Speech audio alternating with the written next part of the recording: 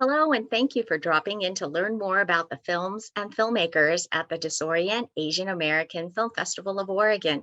My name's Pamela Quan. I'm the executive director of the festival, and on behalf of the entire staff, I just send warm greetings from Eugene, Oregon. We are still just beginning to hear more stories in the Asian American, Native Hawaiian, and Pacific Islander communities. Our stories are not known, though we're one of the fastest growing demographics in the state of Oregon and in the country.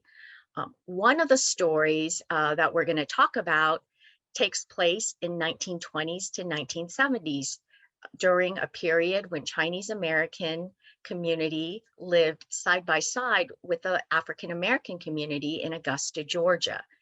We are fortunate to be able to talk about this phenomenal new film on the subject called Blurring the Color Line, directed by Crystal Lee Kwok. And she worked with executive producers W. Kamau Bell, Lisa Ling, and Daniel Wu. Hello, Crystal. Hi, Pam. Great Thank to you for have having you. me. Yes. Let me tell folks a little bit more about you, and I think they'll be as impressed as I am. Crystal Lee Kwok is an award-winning filmmaker with acting, writing, and directing credits in Hong Kong and the US. She had a talk show in Hong Kong that broke new ground by having public conversations about women and sexuality.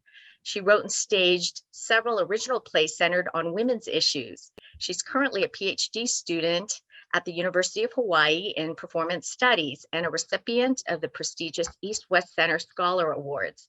She also hosts a radio talk show and podcast aptly named Kwok Talk on KTUH 90.1 FM, where she discusses race and gender issues with a multicultural lens. Great to meet you. Thank you for that very generous introduction. Well, we have to know you're a busy person. You've got a lot of accomplishments. Thank you for taking time to talk with us. Oh, the pleasure's mine. Yeah. Thank you. Well, you have such an interesting and colorful extended family, and they were part of this really unique Black and Chinese community in Augusta. Inevitably, when you have communities who don't know much about each other, there's going to be some racial tensions in getting to learn about one another. But you have some wonderful stories too, wonderful and painful stories, part of the growing process. What you're doing in this film is calling out our racism, which is hardly done, but you're also helping us to understand the conditions that created and contributed to these biases. So tell us a little bit more about your film, how it came to be and all of that. Wow.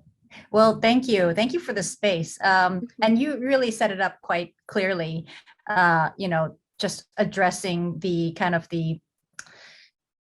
like my producer, Daniel, would like to say, is to put the rats on the table. I mean, we're really taking all the ugly stuff out. It's one thing to clear out the dirty laundry, but this is like the more uncomfortable conversations about Asians and the anti-Black racism that's kind of embedded oftentimes in our culture. And so what started was really a very personal story. I originally wanted to do a story on my grandmother who grew up in the South, and I was very close to her. Her story is that she ran away when she was 17 and then made her way to San Francisco. She ended up there, and that's how I was born there. That's how my mom was born there. And she had this strong Southern accent, and she never talked about her past growing up in the South. So nobody in our family knew anything about them. We just knew that they were from Georgia. But as I had spent time with her, she would tell me little stories like how she ran the grocery store, how she snuck out for a secret date, how she navigated that very strict patriarchal Chinese family that she grew up in, and how they were all married in order of age. It was all kind of like set up. And so all these traditions on top of the whole racial background, to me, was a fascinating idea. And to my ignorance, I didn't really know much about the South, the American South, let alone American history in depth, because what we learn in history class is all the surface things, right? What's the Chinese immigration story? It's always the railroad, the laborers. We don't know that there were Chinese that existed in this part of the woods, and I didn't know much about the South. And so I started digging, and I went, and from her story, I went and kind of, it took me to different back alleys of stories amongst the Chinese community that lived in this particular neighborhood in in Augusta, which was the Black neighborhood. And I decided to tap into the Black the neighbors and ask them their stories. And the comparative stories is where the story started to kind of weave together, because they had connective memories. They had similar stories. I don't know if you remember, you saw the parts, when they remember the cookies and the counter, the pickles. I know. The snow cones, they look forward to the snow cones. And there was some great stories about working in the store. And, so there was interaction. I mean, I think some of it was transactional because it was a business. They had goods, they needed the goods, it was like that way. But through that process, they developed a relationship, whether it was acknowledged or not.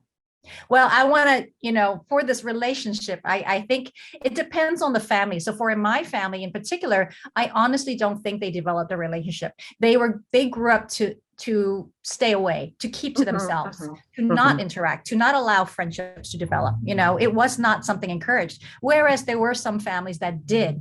And that's kind of how the story unfolds, is what the differences were and how that contributed to what resulted in the riot, as you would see in the film, is how that understanding of that relationship kind of played out because of those relationships. Yeah. So as you're writing the story and you're interviewing and uncovering more and more relatives and more residents who were recounting their memories, how did you then assemble such an illustrious team of executive producers and then put this whole thing together? I have to give credit to Daniel. Unfortunately, he couldn't be here today. He's a graduate of University of Oregon. He's a duck. Very That's connected. Great. Yeah. So hopefully he'll be involved somehow later on. But so the funny story is, I knew Daniel when I was living in Hong Kong. We're all in the same film industry, but I was closer to his sister. So long story short is he became an accidental activist when he moved back to Oakland because of the anti-Asian hate crimes that were happening. Is he started speaking up and trying to support and actually getting he had hit some roadblocks because of how how it is in today's racial sensitivity, is if you do something, it's taken the other way. And anyway, so he became very vocal and active. And so he got interested in, believed in this project. And through him, he brought on Lisa Ling and Kamal Bell, who also deeply resonated with the significance of this conversation that will break racial barriers. So I was very fortunate to have this impressive team of producers on board. Yeah, that's great. And it was fun to see your extended family in this film. And, when I say extended, I don't mean extended like average size extended, I mean like super size. And you come from such a long line of rebels. Well, I'm glad you said that, because my original title and because I was working on the women's, so I'm like a feminist. I loved the women's stories. I like to highlight the women's histories because it tells a different story. Do you get that in the film? Yes, okay, good. So my original title was Unruly Chinese Women. I wanted to focus on the women who did not follow the order they were expected to.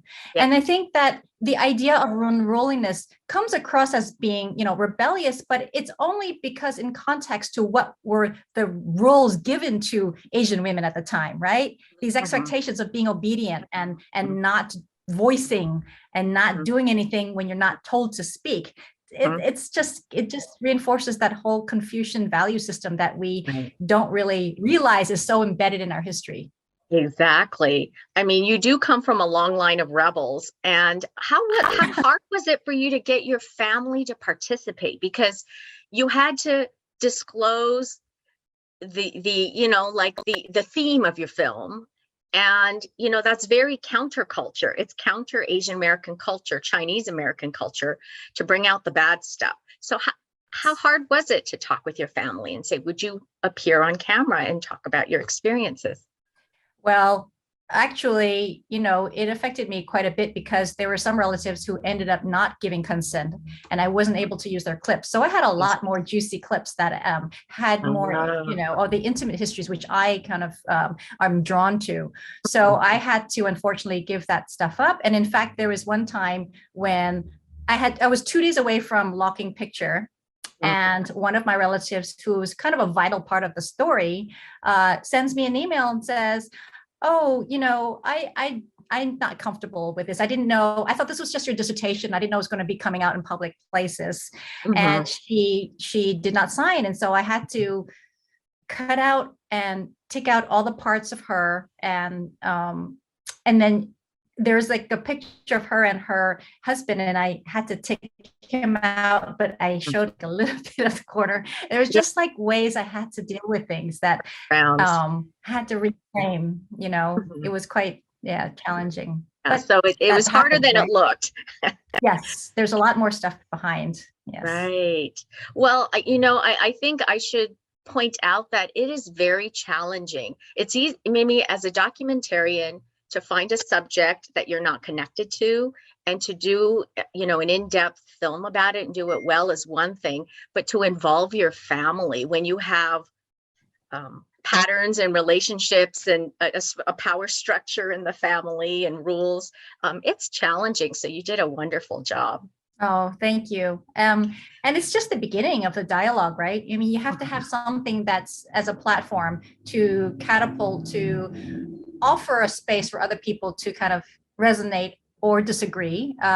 And you need something to work with. And so I guess I'm putting myself in a very vulnerable position, but I think it needs to be done in order to move this conversation forward. Exactly.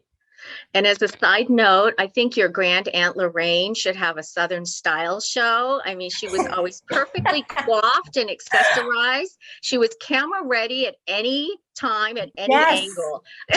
Oh my gosh. She was like famous for being, all like Barbie dolled up with her she never left the house without her heels. I mean, she was amazing.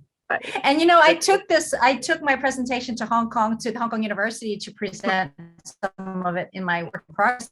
Some of the Chinese students would ask curious questions about Aunt Lorraine, like, do all Chinese women in the South wear makeup like that? It's like, is this an identity? Is this a cultural identity of a mix between Southern and American and Chinese? It's really interesting. Yeah. And it was fun to see the archival photographs, like the styling, the hairstyles of like your grandmother and her sisters when they were younger. Yes. The 20s, 30s. And also that's another thing about kind of the backdrop of the racial influences of where they situated themselves more towards the white as opposed to the black side of the community, is that even their hair, their wardrobes, everything was kind of tailored to that white society, right? Yeah, right. The standard of beauty. Yeah. Exactly. Did you grow up hearing bits and pieces of these stories when you were growing up, or did you unearth this as you were researching for the film? I unearthed most of it, honestly, but a lot of the stories from my grandmother about her running away, those were things that kind of stuck with me for years. And that's why I've always wanted to do this film. Just that story of a 17-year-old, what Chinese girl in the 30s 17-year-old runs away, in that time. And she had to plan that carefully, to have the means, to have the wardrobe, to have the goal. And just, I thought it was crazy. Yeah. I know it's crazy for sure. You do make the point that we need to do better as a community, and why it might be taking us a little bit longer is that you're asking us to go against some of these traditional values that you initially referenced that are so entrenched in our culture. In many families, elders get a pass, like you don't question when they say something, you don't challenge that. Can you speak more about that? Some of the cultural parts? Yeah. So even when I was interviewing my grand aunts and uncles, when I asked them a question like what you did back then, and my grand uncle would say, you back then you weren't even allowed to ask this question. So they would remind me that I am so privileged now to be able to even ask those questions. For the younger generation now who has no boundaries of voicing opinions, back then, it's just an interesting context to how the placement of not just Chinese within the American culture was, but the Chinese within the Chinese communities, right? What was the position of women? Why were we not encouraged to speak? Why were our stories not told? Why is history preserved by men? These were also troubling to me. And that's kind of why I veered towards the intimate histories, because that's often not told. And to me, that's more revealing than the histories from the books. Actually, I wanted to share that in the Augusta community, when I first presented my work in progress, I got a lot of kind of criticism from some of the audience. I remember this one older Chinese gentleman who says, "You got it all wrong." And I was taken back, like, whoa. And he says, "You should be telling about all the success stories of all the Chinese who made, change in the society." And I get it, but that's not my story. And at the same time, that was a wake-up call on the Chinese mentality of this collective pride, right? That you need to show good for your people. You don't talk about anything that's necessarily embarrassing. Right. I mean, this is, somewhat polar opposite to the model minority myth, to kind of unpack the negative. So, well, let's go there. Let's talk about some of the terminology that we might need to clean up. I think I know where you're going with this. So, I had not heard some of the, when you unpacked the terms, like the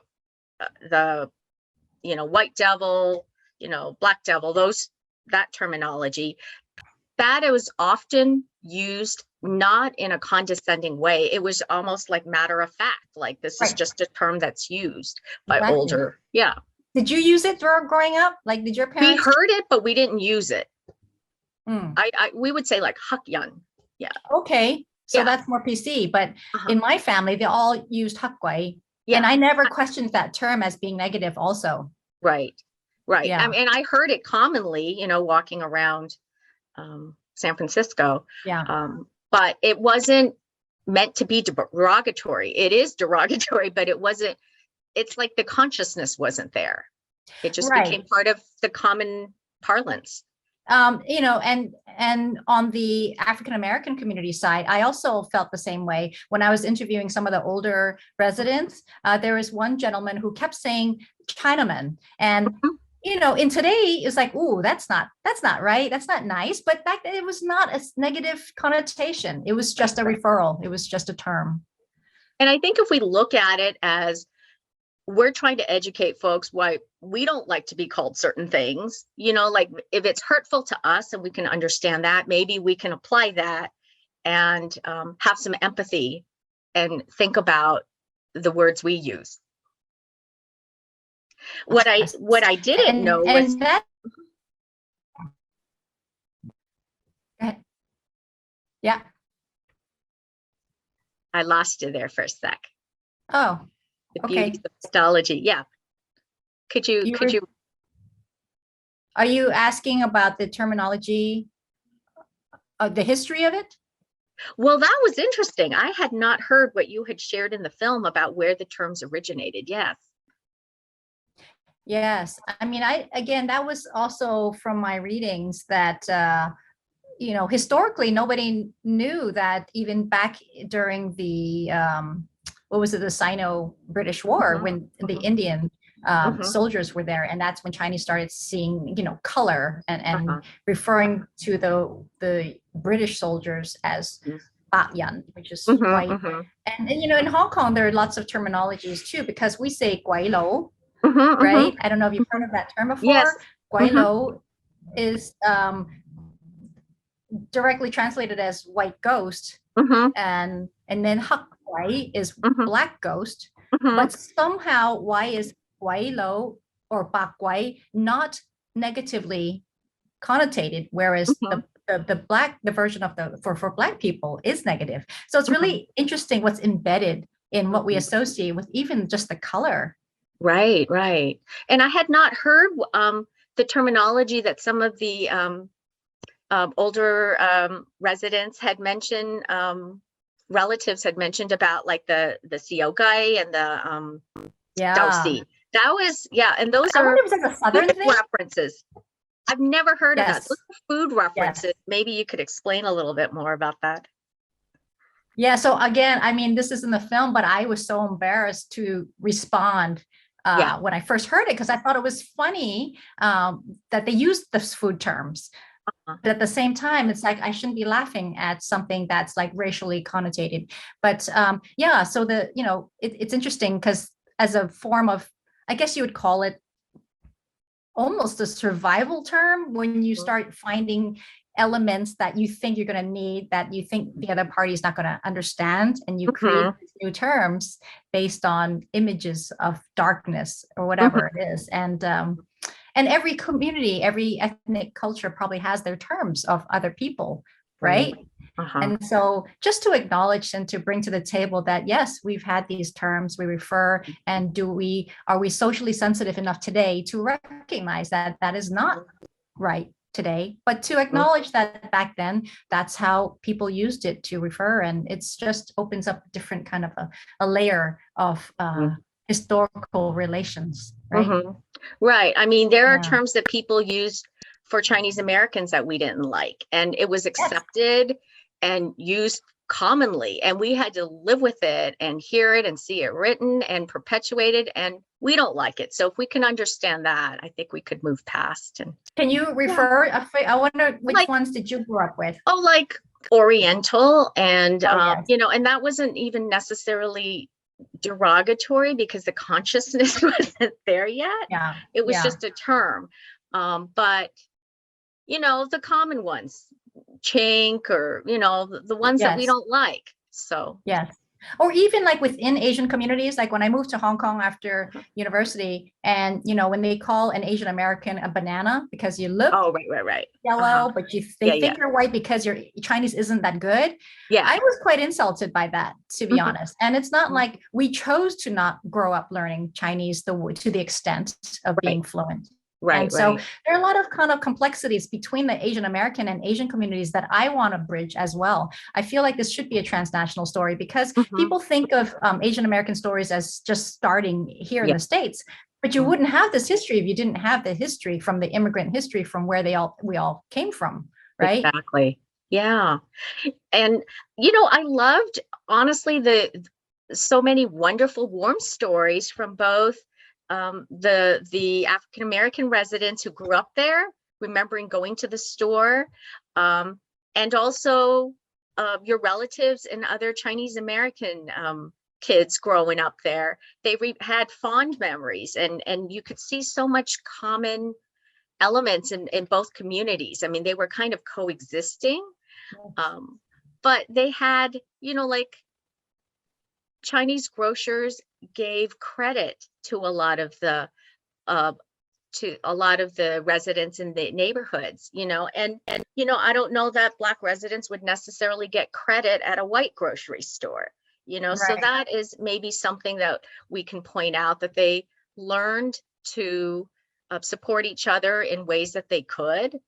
Um, and there was just like hiring, just, we need a grocer, we need a little we need some help in the store, and that story about marking the quarter and putting it on the Yeah, ground. I'm typical like, Chinese that's guy so not trusting. Chinese. Just so Chinese. Yeah. Yeah, yeah. Um, and there are a lot of heartwarming stories that I wasn't able to put in the film because when COVID hit, I wasn't able to travel there to do more interviews. So I ended up doing more research on Zoom. But there's some beautiful stories of some of the errand boys who, like, there's this one guy who wanted to be an errand boy and he wasn't old enough, but he went and he knocked on that door and he says, "I'm old enough," and the Chinese grocer would be like, "You're not even tall enough to ride a bike. Can you even deliver?" He says, "I can." And then he showed him. He says, well, if you can write, I'll hire you. So he Oh, did, and he fumbled, but he did uh-huh. it. So there are really kind of some precious stories about that on both sides, and Right, trusting right, both sides to work together. right. And in fact, James Brown, which is in the film, I his know. legacy with the Chinese Mhm. stores, Uh-huh. he was an errand boy for one of the grocery Yeah, stores. Isn't that crazy? that is awesome. Yeah, and you got that sense like the community celebrations around food, there are a lot of common elements. I think it was important that you also pointed out the distinctions, the access to white schools that the Chinese kids got because of the advocacy of one of the churches. Um, that is significant to have access to education that way. So maybe those are some of the contributing factors in some of the tension. What other contributing factors can you talk about? Well, I don't go deep into it, but I do touch on the kind of interracial relationships that, Mhm, again, going back to this sense of white purity in this white supremacist backdrop is, mhm. why is it unacceptable to marry someone from the African American community, Right. and for me, in my process in discovering that I did have biracial cousins was Hmm. very illuminating to me. I I did know. not see this coming, that this story was closer to me than I thought, basically. Right, right. Well, let's talk about um, Andrea and Leanne and Yes, Asia. Um, so these cousins, and I get confused with the terminology of relatives because in Chinese, like in Cantonese, you have a name for everyone in every position on exactly. the mother side and the Yes, oh, father yes, side. And so when you translate that to English, we just call everyone cousins. cousins. But there's Yes, exactly. so it was really cool to hear from cousin Leanna, Yes. to get her perspective. What did you learn when you got to talk with her more? And Well, boy, I mean, when she shared that, her feelings of growing up and questioning why she wasn't allowed to play out in the front yard I because of know. the color of her skin, that Hmm. that broke my heart. Hmm. You know, Me too. it's something I never would have imagined. Hmm. Yeah. Right. And Um, I think yeah. one of the and then Andrea had a very different perspective because she was one of your relatives who actually felt very at home in the Black community. Exactly. And being biracial herself, maybe she had that sensitivity to not. Well, so her mother is white, was Yes, white, correct? right. Hmm. And apparently she was really kind of on the side of anti-blackness because that's how she grew up. Hmm. So I think it was very complicated because even her father, who was my grandmother's youngest brother, he had a lot of anti-blackness that she Hmm. would kind of reckon with, Hmm. and so she struggled with all of that. But because she grew up and lived in that area, Hmm. their store was a little different part of town from the rest of the main stores. It was Yeah. in the so-called project area, right, where the lower Hmm. income African Hmm. Americans were. So Uh-huh. yes, she had a very different experience, and again, her painful memory of having a best buddy who just Hmm. happened to be Black, and she wasn't allowed to No, play with her in elementary school. that is, yeah, that was really, really a touching story to share. So, one of my favorite people in the film was Cedric Sturgis. Oh, And like when he shared his story about what his mom said at 5 years old, in communities of color, we call it the talk, when you have to bring up racism. And I think the talk in Black families um, can look a little different than the talk in maybe a Chinese American family. Um, but can you talk about, what Cedric shared there? yeah, that is actually a very crucial part of my film that I had to work very carefully with. So let me just back up a little bit. I had this consultant producer who's African American, and she worked with me closely to help me kind of construct my narrative because I wanted to be socially sensitive to make sure I dressed everything right. Especially Mhm. when Black Lives Matter happened, is like the whole film shifted. I just all of a Yes. sudden things were like Yeah. hypersensitized. So Uh-huh. I needed to be very careful. And that particular scene when Cedric shares about his mom, I exactly felt the way you felt. I felt like, oh, I needed to share this with people to hear his story of how he struggled. And my consultant was quite strongly opposing for me to use that part. She Mm. thought, especially when he says how his mom said, well, you can't go to prison because then I would never be able to Fill you afford to out. bail you out, Uh-huh. right? And I thought, Uh-huh. wow, that's hard. But Mhm. to her point is that by placing stories of African Americans, associating it with this kind of oppression and jail, reinforces that image of them. And I didn't see that. Mhm. And Mhm. I don't know if this is contributed to the fact that I'm Asian and I don't have that personal experience, or my ignorance to being racially sensitive to the African American community today. There are lots of things at play. And that was a real Mhm. learning curve for me, to be honest. Mhm. And I Mhm. struggled with that one, and I wasn't willing to cut it out. So Mhm. I've had to find a way to keep it in a way that I narrated it to be sensitive enough to his story, if you Mhm. know what I mean. Yes, So yes. that's where I bring in my kind of my 2 cents. I wouldn't have to deal with this because as an Asian person, if we Mhm. put ourselves in their shoes, so to Mhm. speak. Right. And So, I think that's the whole point that you started yes, with. Yeah. right. I mean, you talk about the distinctions of we are just a little bit over the edge of into that privilege section, a very narrow lane, but we have to acknowledge that, there are some of those distinctions between the two communities and our experiences in Yes. this country. Yeah. So it was good to bring that up. And, maybe these are the types of conversations we should have more of around the dinner table. Absolutely. A lot of times when I talk to organizations that are kind of supporting civil rights activism, they're always asking me, like, what's my call to action? Mm-hmm. And honestly, how do I use this film to create that change? Like you say, it could be a simple discussion over dinner with your Mm-hmm. family, just to Mm-hmm. bring the intergenerational views onto the table to address why we were the way we were and how to move forward from there, and to reckon with the how much this white structure has influenced our position here in the States. Right. Well, your film made me think, for example, both communities are surviving, back then. We're talking about 1920s, 1930s, 1940s, just trying to make it, Yes. um, not prepared and not trained to become allies for each other. But Right. maybe now we can, if we study, learn lessons from the past and reflect on them, maybe we can and move forward and change that.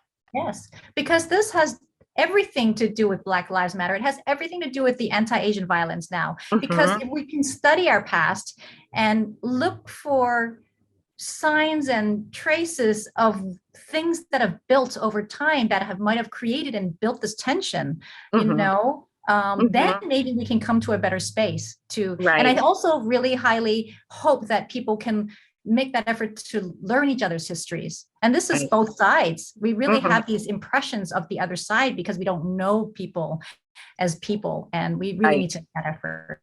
Right. That's what we're doing here at DisOrient, is we're trying to put out there and share with people, welcome people to learn our stories. In truth, we're trying to learn our stories because we've never heard them. So we're just starting. And, I was disheartened to hear recently that we have, some Congress people who are trying to block the educational system from sharing Japanese American incarceration stories. It's very much a Exactly. part of American history, but they don't want to hear it. So, or Yeah, they don't it's think it's shocking. worthy of being in the history. Right. It's not their priority right now. That's what they said. Right, Just right. ridiculous. I Yeah. know. And when you There's look lots of at, work to do. yeah, we have some work to do. Um, but especially during this time after so much violence that we've seen, and so much xenophobic rhetoric being tossed Mhm. around. Um, and we can see the results of that. The anti-Asian violence is on the rise. Um, when there are challenges, economic challenges, political challenges, people of color are common targets. We see Yes. that Yes. all the time, and hopefully we learn from those lessons.